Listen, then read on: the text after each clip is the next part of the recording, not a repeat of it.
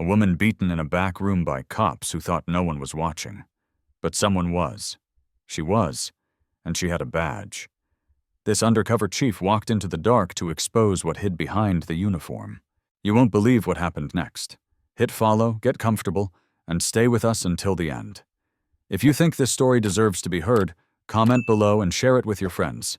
The chill in the air seeped through the seams of Denise Parker's worn coat, slipping past the threadbare lining like it had a personal vendetta. It was the kind of cold that clung to your skin, that made your bones ache even after the sun came up. Denise wasn't used to this kind of discomfort. For most of her 20-year career in law enforcement, she had worn the weight of a uniform and a badge, insulated from the raw edge of the world by layers of Kevlar and authority. But now, only weeks after being sworn in as the city's first black female chief of police, she was walking the halls of her own department in silence, wearing a janitor's uniform and a name tag that didn't belong to her. She had traded polished boots for rubber-soled sneakers, a tailored blazer for a beige button-up shirt, and the voice of a leader for the quiet invisibility of a temporary worker. Because she knew this department could not be fixed from behind a desk. Not this one. Not with the cancer that had taken root in Precinct 6. She had read the files, the civilian complaints that had gone nowhere, the cases that mysteriously vanished, the same names appearing over and over with no accountability. And at the center of it all, Lieutenant Mark Reynolds. 10 years of unchecked power had turned him into a king behind closed doors, and everyone knew it. But no one dared touch him, until now. Denise didn't want press conferences. She wanted proof. She wanted to feel it, to see it, to catch him in the act. That's why she was here, moving through the back corridors of her own precinct like a stranger. Only one person knew who she really was. Officer Brian Kim. Someone she'd mentored years ago and trusted to his core. He'd helped coordinate the internal surveillance, ensured the cameras in certain rooms malfunctioned just long enough, and waited for the signal that would set the plan in motion. Denise didn't need a wire this time. She needed to get under Reynolds' skin, to become the kind of target he couldn't resist. A woman of color, out of place, powerless. She knew what men like him did when they thought no one was watching. And for the first time in a long time, she was about to make sure someone was. Denise had slipped into the rhythm of the building like she'd always belonged there. For 2 nights straight, she reported for her janitorial shift at Precinct 6, just past 10 p.m., armed with a mop, a bucket, and a city-issued badge under a different name. She stayed quiet, kept her head down, and moved methodically through hallways she once walked in full command. The uniform she wore now, an oversized beige shirt, dark work pants, and scuffed sneakers, reduced her to a shadow. Someone people looked past without a second thought. That was the plan. The power of invisibility, she'd learned, wasn't just about being unseen. It was about watching everyone else reveal who they truly were. And Mark Reynolds was already starting to show his teeth. On her second night, Denise was wiping down a bulletin board near the stairwell when she caught Reynolds staring. He stood across the hallway, arms folded, lips curled in that lazy sneer he was famous for, the kind that said he didn't see a person, just a problem. "You knew?" he asked, his voice loud enough for the nearby patrol officers to hear.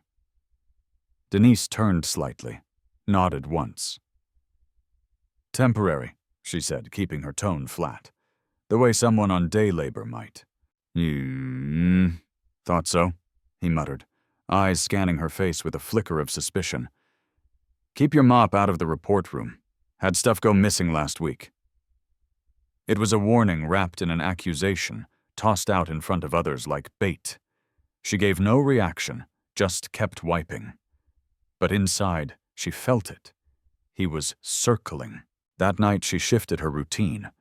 Instead of mopping the locker rooms like assigned, she lingered near the administrative wing where internal reports were stored.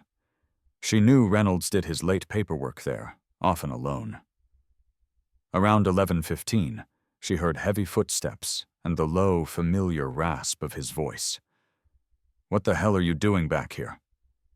She turned, cloth still in hand. "Just wiping the glass." He stepped closer, eyes narrowed. "That area's off limits. Didn't they tell you that?" She apologized, stepping back. He didn't move. "People get bold when no one's watching," he said, low and slow. "Next time I see you where you don't belong, you'll be out on your ass." She nodded quickly, retreating. But that moment was all she needed. He'd noticed her. He felt the itch. And soon she knew he wouldn't be able to stop scratching. The third night, Denise knew the line had been crossed the moment Reynolds entered the bullpen. The air changed. Subtle but sharp, like the static before a storm. He scanned the room until his eyes landed on her near the corner, wiping down a filing cabinet.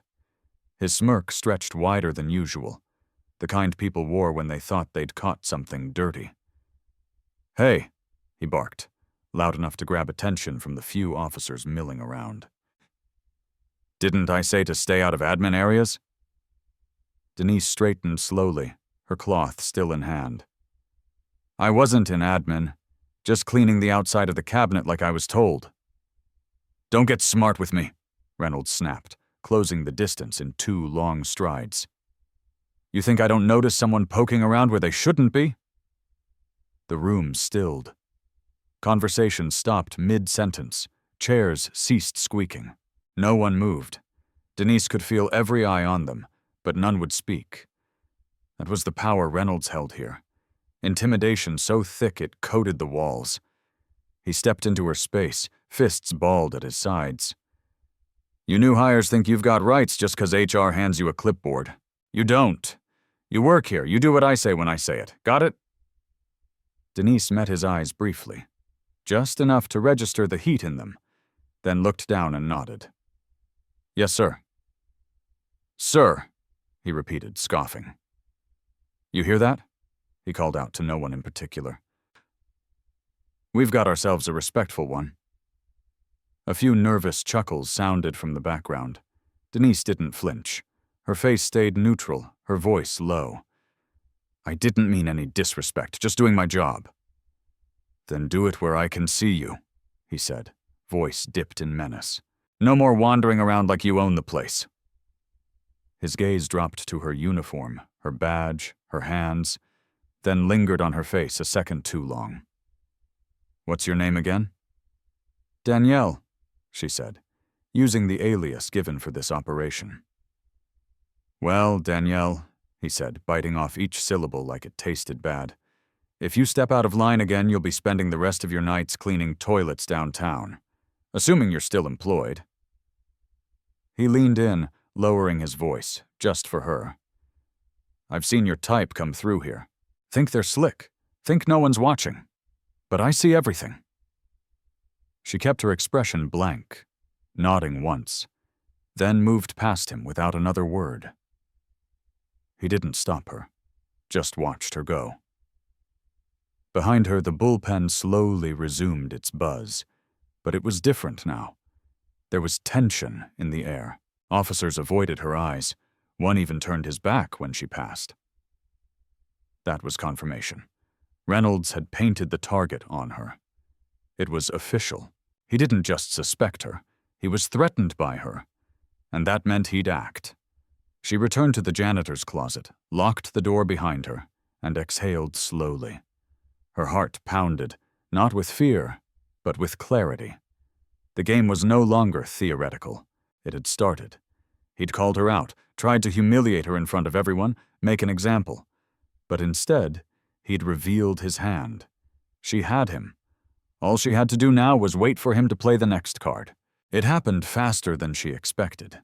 Just past midnight, as she was sweeping near the hallway that led to the precinct's side offices, Denise caught a glimpse of Reynolds speaking to one of his usuals, Officer Draper, before pointing straight at her.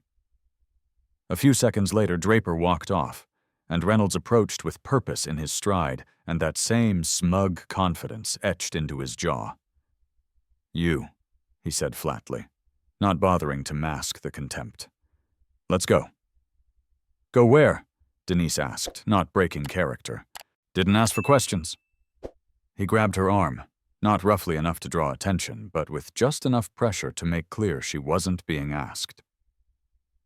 You've been wandering again. She didn't resist. Her hand stayed loose around the broom handle until it clattered softly to the floor. A few officers nearby looked over, but no one said a word. The silence of complicity. Reynolds led her down the west corridor, bypassing the usual booking area entirely. Instead, he keyed into a side door that opened into a narrow hallway rarely used after hours. The walls were bare, the lighting dim and flickering. She knew where this went. A back interview room, isolated from the main floor. He opened the heavy steel door at the end and motioned her inside. It was a small space with concrete walls, a bolted table, and 3 chairs that had seen better decades. Sit, he ordered. She did. A moment later, 2 officers followed them in, Draper and another loyalist, Officer Knox. They took their spots against the wall, arms crossed, postures casual, but eyes sharp. Denise understood the message. This wasn't protocol. This was intimidation. You want to explain why you keep ending up in restricted areas? Reynolds asked, pulling out a chair across from her and sitting, elbows on the table.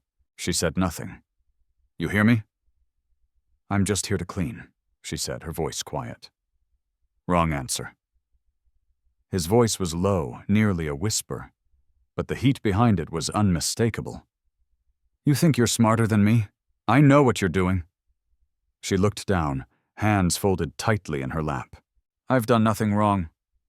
No, he said, leaning forward until his face was inches from hers. But you will.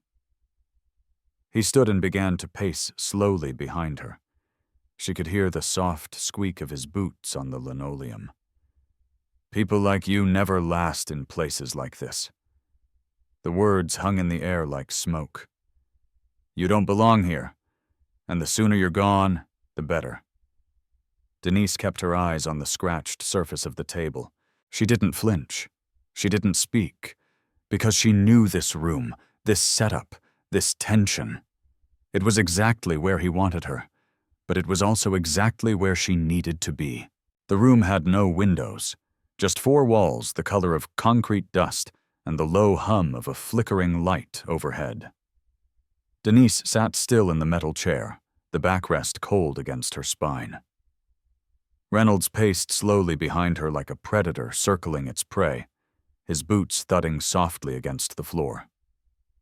Officers Draper and Knox remained posted at the door, arms crossed, expressions unreadable.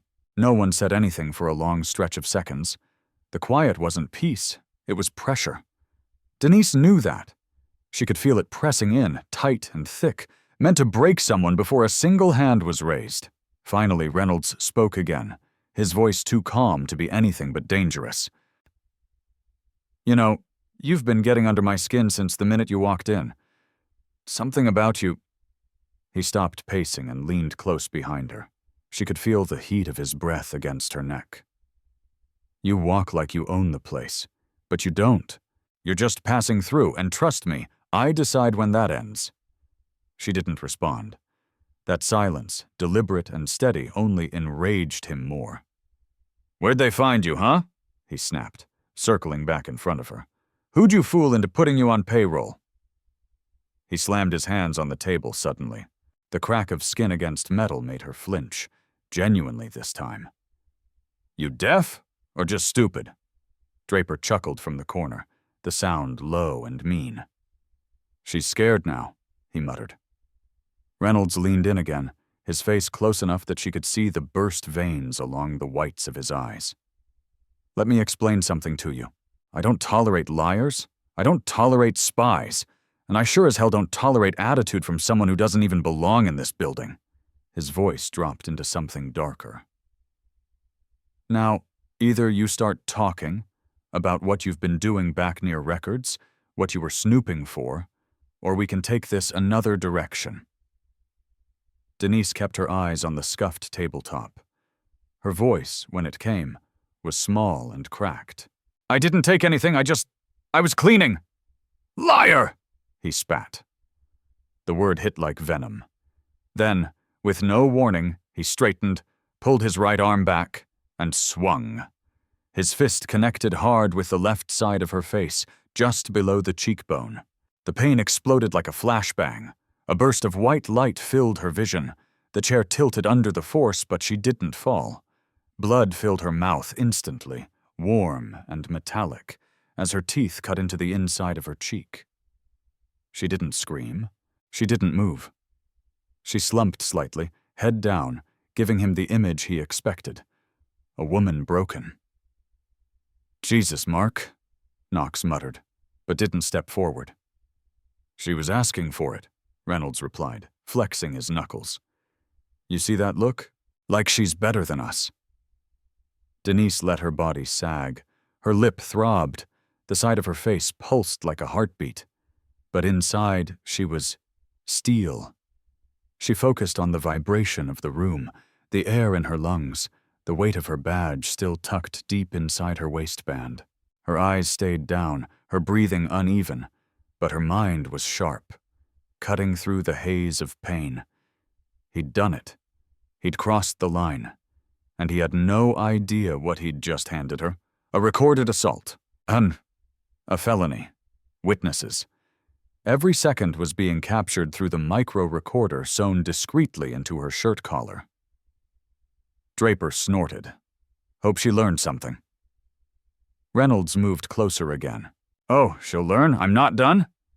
He reached for her again, raising his hand like he meant to hit her a second time. Denise braced. Not from fear, from precision, because she knew the signal was coming. Just a few more seconds, just long enough to finish the trap. The knock came just as Reynolds' hand began to rise again. 3 sharp, deliberate raps on the steel door. It sliced through the charged silence like a blade. He froze mid-motion, annoyed, hand still hovering in the air. Knox and Draper both turned toward the door, their body language shifting from eager anticipation to cautious alert. What? Reynolds barked without turning. The door cracked open, and Officer Brian Kim leaned in, his expression unreadable, uniform crisp, posture controlled. Lieutenant, Captain Marin is on line 1. Says it's urgent. Something about the downtown robbery case, he said. The words were clean, clear, and unmistakable. The exact phrase they'd agreed on. It meant, execute now. Reynolds growled. Tell him I'll call him back. He said now, sir, Brian replied, voice steady, just insistent enough to land. Reynolds hesitated. The challenge in Brian's tone was subtle, but it was there, and it was enough to make him back off. He muttered something under his breath, gave Denise one last withering glare, then stormed past Brian and out the door. Knox followed. Only Draper stayed behind, arms crossed, smirking with that same arrogant tilt of the head. Denise sat still. Her body ached, her face throbbed, but her mind had never been clearer. Slowly, deliberately, she reached into the folds of her shirt and pulled out a worn black wallet. Draper's eyes narrowed as she flipped it open and set it on the table. There it was, the polished gold badge of the chief of police glinting under the weak overhead light. Draper blinked. The smirk vanished. His jaw slackened, his arms dropped slightly as the full weight of the truth settled into his face. Before he could move, the door swung wide again. Brian stepped in, followed by Officer Chen, both in uniform, both holding a pair of cuffs. Denise looked Draper square in the eyes, her voice no longer timid. Officer Draper, she said, each word crisp and undeniable. You are under arrest for accessory to aggravated assault and conspiracy. Hands behind your back. Draper didn't move. He just stared. Brian stepped forward. The cuffs clicked into place. The trap was shut. Reynolds returned just as Draper was being turned toward the door in handcuffs. He stopped short in the doorway, confusion flickering across his face, until his eyes landed on the badge still lying open on the table. The blood drained from his cheeks. He looked from the gold shield to Denise, And for the first time since she'd walked into his precinct, he truly saw her. His mouth opened, but no sound came out. Denise stood slowly, her movements stiff, jaw tight from the blow she'd taken. She met his stunned gaze with a steady calm that cut deeper than anger ever could. Behind her, Brian and Chen flanked Draper and waited. "Chief," Reynolds finally said, voice barely a whisper. I didn't know."